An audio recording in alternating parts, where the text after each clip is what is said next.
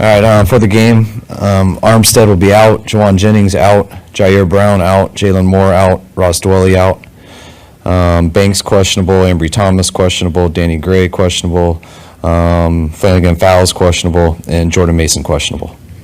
Go ahead. Jair Brown's situation something that could keep him out of the last game too? I hope not.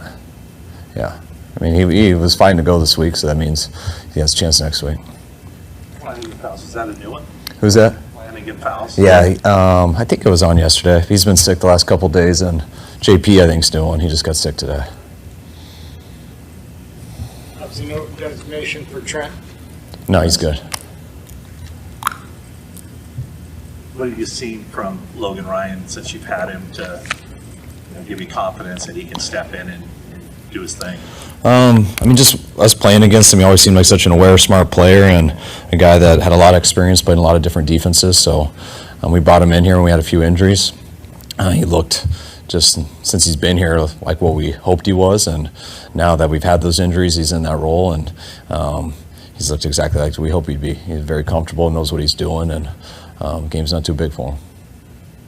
You mentioned that the biggest issue with Brock in the game against the Ravens was how he responded to the interceptions, not the interceptions themselves necessarily. How do you feel he responded this week? Awesome. Yeah, he was great. I mean, I think, no offense to you, but I'm so exhausted talking about the interceptions from a game last game. But it's been like any other week, and like any other play. He goes through each play one at a time and tries to do the best he can.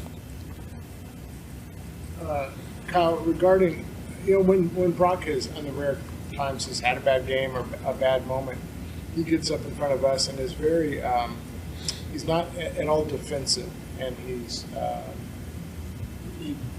very open about what happened, mistakes he made. Does that, to you, suggest a level of confidence he has in himself, or what do you make away the way he kind of publicly handles his failures? I just think that's him. That's how he is when I coach him. I mean, he says what he thinks. I say what I think. He's a very humble guy, but extremely competitive, and that's just Brock. That's how I see him handle talking to people out of here. He's always going to take responsibility. He doesn't just do it because he knows how to talk to the media. That's how he looks at things. He always looks inward first, and he genuinely feels that way. Sometimes I think he's too hard on himself in terms of that. Not too hard on himself, that's just how he is. But it's cool that he never shows frustration, and I think it's pretty easy for him because I don't think he has a lot of frustration with other people. I think he always looks at what he can do better. What's it like coaching a quarterback who has a tendency to be a little too hard on himself sometimes? Much better than the opposite way. I would say that with everybody. You'd rather someone be a little harder on themselves than take it easy on themselves. And, but I think, especially all football players, you want them that way. Going back to training camp opening the season, 2 backup offensive linemen, a lot of experience prior in Feliciano, and then you guys have added guys like Logan Ryan and Sebastian Joseph Day. How much of that is an organizational philosophy to have backups who can step in, who have experience over guys who might be on the younger side and you're developing? I think huge. I mean, it's not necessarily that's our overall philosophy. Our just overall philosophy is in that given day, in that given week, in that given season, what gives you the best chance to succeed. And it might be the younger guy, it might be the older guy. I think it's very wrong when you take a absolute philosophy to anything. Like, hey, you always got to give the younger guy the first shots because he needs that experience, and that's how you develop him. That's great, but not at the expense of the other 52 guys on the team and the organization and losing games. The first decision always is what helps you win the most or gives you the best chance to win. And in a league that it's very hard to develop guys because when you do anything at a professional level, it's hard to do it at an extremely high level when you're not working on it year round. So those guys who really can play in the NFL are usually guys that have experienced the NFL.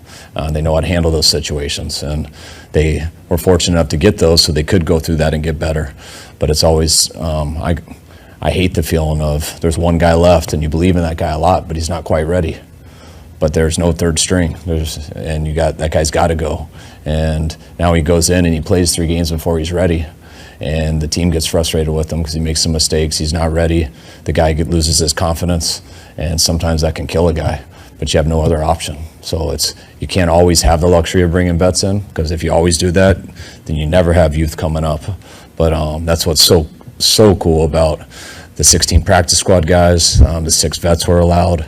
That's what has allowed us to do some things like that over the last few years that used to be real hard to do. Do you get surprised often? Do you look at somebody and think, this guy is not ready, and then you play him and like, whoa, didn't expect that? Sometimes, not that much. I mean, they usually show you they're ready in practice, and then you know they're ready in the game. Sometimes a guy, you might not know how much is in there. He might be quieter. We don't just knock the crap out of each other in practice and stuff. You might not know all that's in there. And then the game comes out and you're like, oh my God, that guy's a gamer. He's a dog. Like, there's another aggression level to him. But it's very rare that you think a guy's not ready at all and he gets in there and just shocks you, because it's kind of, if you're ready, you usually show it in practice. But there can be another level when your energy's going. With practices under his belt, what workload do you anticipate for Joseph Day? He's looked great in our 3 practices, even though only 2 periods of them were full speed.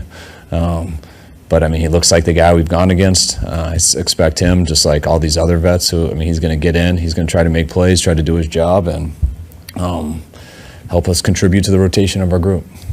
What concern is there with Jawan? I know this was the 2nd week that he's been in the protocol. There's always concern. I think I don't want to talk too much about it, because the protocol is very simple and how it goes, but he's had some real positive days here, I think, in the last few days, and I think he's going the right direction. With next week's game against the Rams being either Saturday or Sunday, if it was Saturday, that would be your second short week in a row. Do you guys have any say in regards to when you play? No. I wish. You prefer to play Sundays. Yeah, and that's the answer for every single person in the NFL. But when Ray's eligible to come back next week, is he ready to do that? we'll see next week. Okay. I haven't asked him yet, but I think it'll be close. Want to sneak in another?